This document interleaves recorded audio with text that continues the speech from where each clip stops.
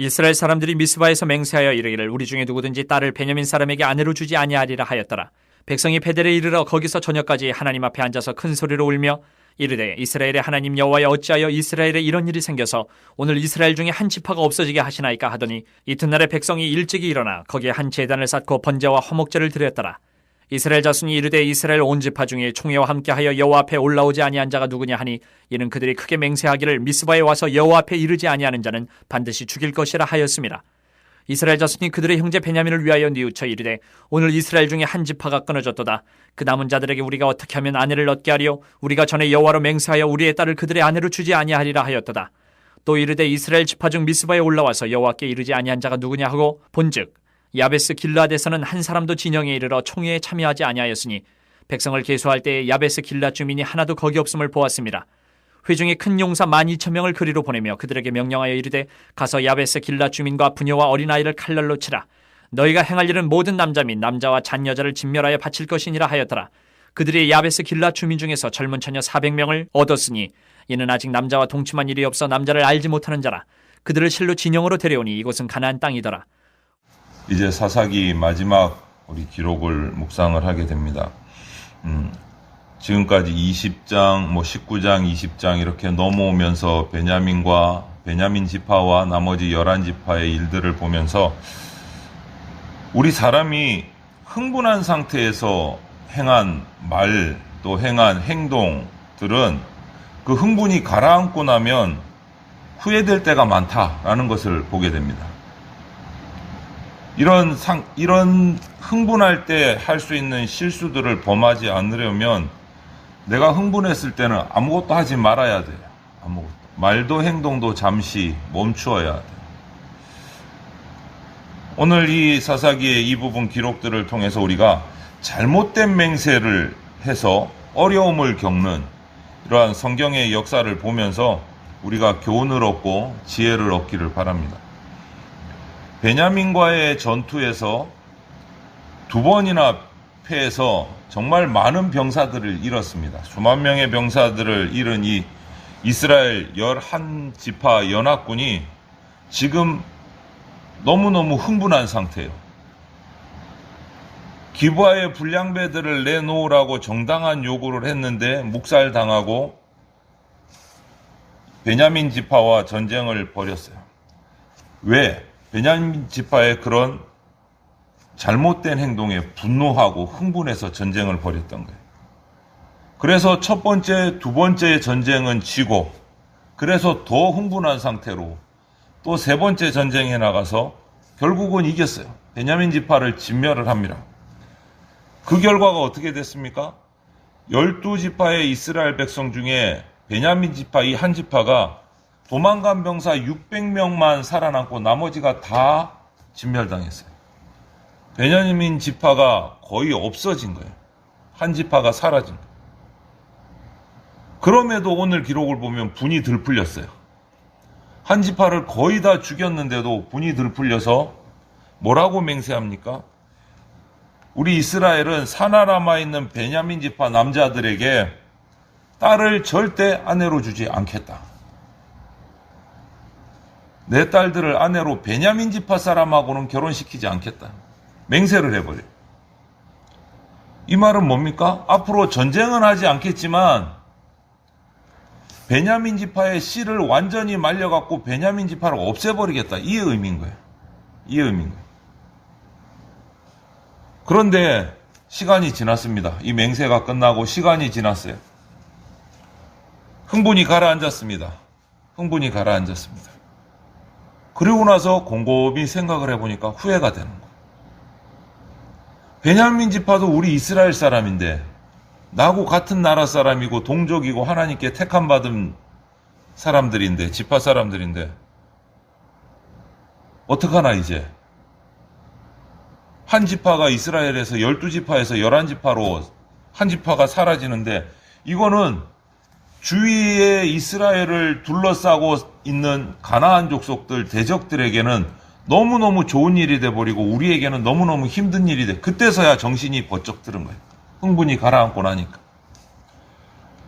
하나님이 베냐민 지파가 잘못해서 심판하신 것은 맞지만 베냐민 지파를 완전히 없애는 것은 하나님의 뜻이 아닌 거죠.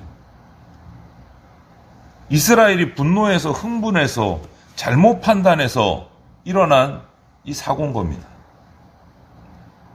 마치 우리가 그 전에 입다사사 이야기 기억하십니까? 사사기에서 전쟁에 나가면서 우리가 승리하고 돌아오면 가장 먼저 우리를 맞이하는 자 집에서 나와서 하나님께 드리겠다.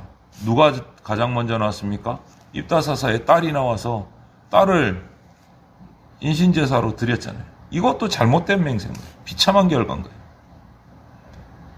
이에 관해서 솔로몬은 전도서에서 함부로 입을 열지 말고 급한 마음으로 말을 내지 말라 이렇게 말해요.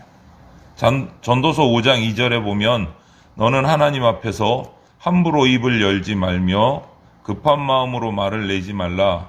하나님은 하늘에 계시고 너는 땅에 있음이니라. 그런즉 마땅히 말을 적게 할 것이라. 이렇게 말씀해 주고 있어요. 그렇기 때문에 우리 성도는 함부로 입을 열거나 흥분해서 서원하고 맹세하는 일을 우리는 경계하고 조심해야 합니다. 서원하고 맹세하는 일이 잘못된 것은 아니지만 잘 생각하고 준비해서 해야 된다. 흥분해서 하면 안 된다.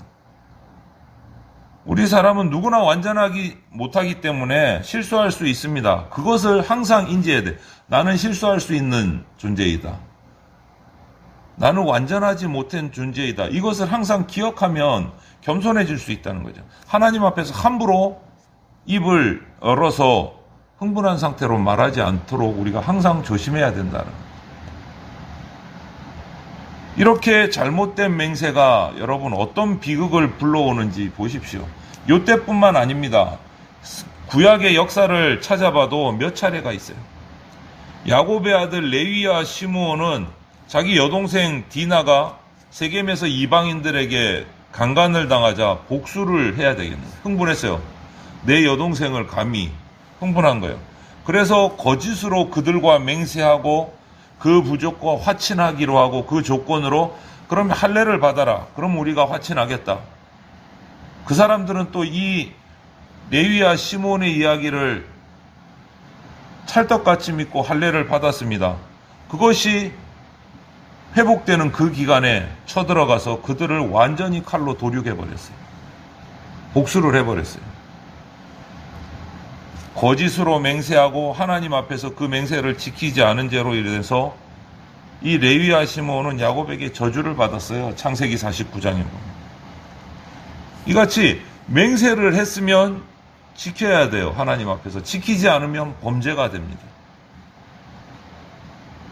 그래서 오늘 이 이스라엘 11지파는 베냐민 지파에게 내 딸을 결혼시키지 않겠다 맹세를 해놓고 이 맹세를 어기지 않으면서도 베냐민 지파 600명 남은 사람을 통해서 베냐민 지파를 진멸하지 않고 살릴 수 있는 방법이 뭘까 고민을 하기 시작했어요. 그래서 낸 해결책이 이겁니다. 전투에 다 참여하라고 공포를 했는데도 전투에 그 말을 어기고 참여하지 않은 사람이 누구냐 찾아라. 야베스 길르앗 주민들이다. 그들은 우리 총회에 참석하지 않았으니까 그들을 벌하겠다. 그 땅 주민들을 처녀만 남기고 다 진멸해라. 그리고 그 처녀 길르앗 사람들을 다 데려다가 베냐민 지파 남은 자들에게 아내로 주어라. 만일 이 사태가 벌어지기 전에 베냐민 지파에 관한 맹세를 흥분하지 않고 신중하게 했다면, 이런 내 딸을 주지 않겠다는 맹세를 하지 않았다면 야베스 길르앗 주민들을 살려가지 않고 다른 방법, 평화로운 방법을 찾을 수도 있었다라는 거예요. 이 11지파는 자신들이 실수하고 흥분한 것을 만회하기 위해서 하나님 앞에 나가서 엎드려서 회개한 것이 아니고 또다시 길르앗 주민을 진멸하는 악수를 들 수밖에 없었다. 그렇게 했는데도 오늘 기록을 보니까 찾은 처녀가 400명밖에 안 돼요. 200명을 더 구해야 되는 상황이에요. 진퇴양난인 거예요. 이러지도 못하고 저러지도 못하고. 이러한 역사는 잘못된 맹세를 하면 그것을 또 수습하기 위해서 또 다른 희생을 치러야 된다. 그래서 마태복음 5장 33절 34절에 예수님께서 제자들에게 이런 잘못된 맹세 때문에 하늘로도 땅으로도 맹세하지 말아라, 이렇게 말씀하신 적이 있어요. 경솔한 맹세는 비극을 불러와서 하나님 앞에서도 범죄가 되고 사람도 가슴 아프게 하는 참 안 좋은 결과가 온다라는 거예요. 잘못된 맹세. 오늘 이 말씀에서 12지파로 만들어진 이 이스라엘 백성에게 한 지파인 베냐민 지파가 거의 다 사라진 이유가 뭡니까? 결론은 하나님께 순종하는 백성이 이스라엘 백성, 하나님께 택함받은 하나님의 백성이라는 이 이스라엘의 정체성이 없어져서 그런 거예요. 결국은 우리는 하나님의 백성이다, 이것을 완전히 지워버린 덕분에 이런 비극이 일어난 거예요. 사사기를 묵상해 오면서 가장 여러분 계속 생각해 보십시오. 사사시대에 하나님 말씀 중심으로 살아가는 하나님의 백성 이스라엘의 모습은 안 보여요. 안 보여요. 안타깝게도. 그 결과 이런저런 비참하고 잔인하고 비극적인 결과들이 계속 반복되고 있는 것이 사사기의 기록이에요. 결국은 오늘 이 베냐민 지파 한 지파가 사라지기 직전까지 도착하는 이런 사건 하나로 끝나는 것이 아니라 이것이 나머지 11지파 이스라엘 전체의 모습이라는 거예요. 이스라엘 전체의 모습. 회개하고 정신 차리지 않으면 지금은 베냐민 지파가 하나가 거의 사라져가지만 모든 이스라엘에게 이런 일이 일어날 수 있다는 거예요. 내분으로 인해서. 주일 새벽 예배에도 말씀을 드렸지만 이어서 우리 오늘날 믿음의 공동체인 교회에도 동일하게 적용될 수 있다는 거예요. 오늘 그리스도인 우리 성도들이 나를 어떤 정체성, 어떤 존재로 생각하고 살아가느냐. 이스라엘은 하나님께 부름받은 하나님의 백성이라는 정체성으로 살아가야 돼요. 그런데 그것이 사라지고 나니까 비극적이고 비참하고 잔인한 일들이 내분을 통해서 막 쪼개어지고 사라져가는 일들이 벌어져요. 그럼 우리 교회의 정체성은 뭔가? 성도의 정체성은 뭔가? 똑같아요. 하나님께 부름받은 공동체이고 하나님께 부름받은 사람들이고 하나님의 백성들이에요. 그 하나님의 백성들이 모인 모임이 교회예요. 이스라엘의 정체성과 우리의 정체성은 똑같습니다. 그런데 우리가 성도가 세상 사람들과 똑같은 생각으로 똑같은 가치를 가지고 똑같은 삶의 방식을 가지고 살아가고 그러면서도 그리스도인이라고 부르고 말하고 있지는 않은지 생각해 봐야 돼요. 그러면 사사시대의 이스라엘하고 우리하고 다른 게 뭐가 있을까요? 아무것도 없이 되는 거예요. 똑같은 거예요. 사사시대의 이스라엘 백성이나 오늘날 세상의 가치관으로 살아가고 세상 사람들과 불신자들과 같은 방식으로 같이 살아가고 그들처럼 다투고 그들과 같이 욕심내고 다른 게 뭐가 있어요? 그런 결과도 똑같아진다는 거예요. 명목상 그리스도인, 명목상 나는 교회 다녀, 그걸로 만족하는. 진짜 그리스도인은 하나님이 보내주신 구원자 예수 그리스도를 믿고 그분의 말씀을 가장 우선으로 해놓고 그 말씀에 순종하면서 살아가는 사람이 그리스도인이에요. 이름뿐인 이스라엘 하나님 백성이 하나님이 주신 복을 누릴 수 없는 것처럼 오늘 사사시대에 이름뿐인 그리스도인이 예수님의 은혜를 경험할 수 없는 것은 당연한 게 돼버립니다. 참으로 두렵고 떨리는 말씀인 거예요.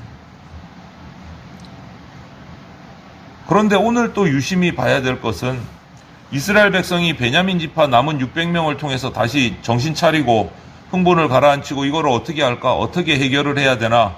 이 지파를 어떻게 다시 살려낼까? 고민하고 그 문제를 해결하는데 중요한 거는 하나님께 묻지 않았다는 거예요. 하나님께 묻지 않았다.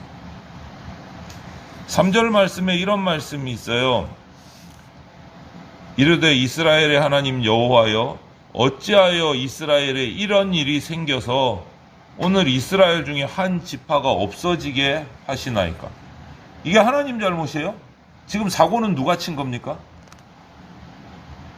이스라엘 자체적으로 내분이 일어나서 자기들이 하나님 말씀을 따르지 않아서 일어난 일을 두고 하나님 어찌하여 이렇게 하십니까? 참 우스운 일이죠. 하나님에게 그 문제를 내어놓고 회개하고 제대로 묻지를 않아요. 형식적으로 제사 드리고 하나님 앞에 원망투로 얘기하는 거예요. 그래놓고 해결책은 어떻게 합니까? 우리 가운데 전쟁에 참여하지 않고 우리 말을 듣지 않은 사람들이 누구냐 찾아라. 그들을 진멸해서 그들의 처녀들을 우리가 데려오겠다. 자기 소견에 오른 대로, 끝까지 자기 소견에 오른 대로. 문제 앞에서도 자기 생각대로. 이스라엘이 얼마나 타락했는지를 또 보여주는 거예요. 마지막까지. 결국은 그래서 전쟁에 참여하지 않은 야베스 길앗 주민들을 살육하는 악행을 또 저질러요. 자신들의 흥분해서 한 실수의 맹세를 덮기 위해서 또 다른 악행을 저지르게 돼요. 경솔한 맹세를 지키려고 또 살육을 해요. 이게 도대체 말이 되는 일이 아니잖아요. 하나님을 삶의 중심에 두지 않고 자기 생각에 옳은 대로 행하게 되면 우리는 또 다른 죄를 범할 수밖에 없어요. 실수를 덮기 위해서 더 큰 실수를 하고 죄를 덮기 위해서 더 큰 죄를 저지르게 됩니다. 그래서 마태복음 5장 34절에 이런 맹세를 할 때야 예수님이 말씀하신 거예요. 도무지 맹세하지 말아라. 예수님의 말씀이에요. 도무지 맹세하지 말아라. 이것은 맹세를 하지 말라는 말씀이 아니고 잘못된 맹세, 흥분해서 하는 맹세, 지키지도 못할 맹세, 그 불완전한 맹세 하지 말라. 그 말씀인 거예요.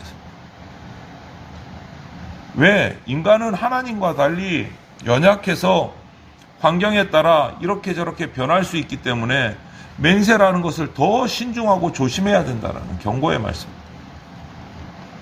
그래서 함부로 맹세하지 말고 한 번 약속했으면 반드시 지켜야 된다. 오늘 우리들이 하나님과 주님의 몸된 교회를 평안케 하는 성도가 되어야 합니다. 흥분한 상태로 실수의 말과 행동을 통해서 믿음의 공동체인 교회를 힘들게 하고 어렵게 하고 이런 일들을 우리가 정말 경계해야 된다라는 거예요. 그래서 오늘도 나 한 사람의 말과 행동을 통해서 지체들이 상처받지 않도록, 교회가 어려움을 당하지 않도록, 또 그리스도인들이 세상으로부터 욕먹지 않도록 평안케 하는 그러한 우리 지혜로운 성도들이 다 되시기를 주님의 이름으로 축원을 드립니다.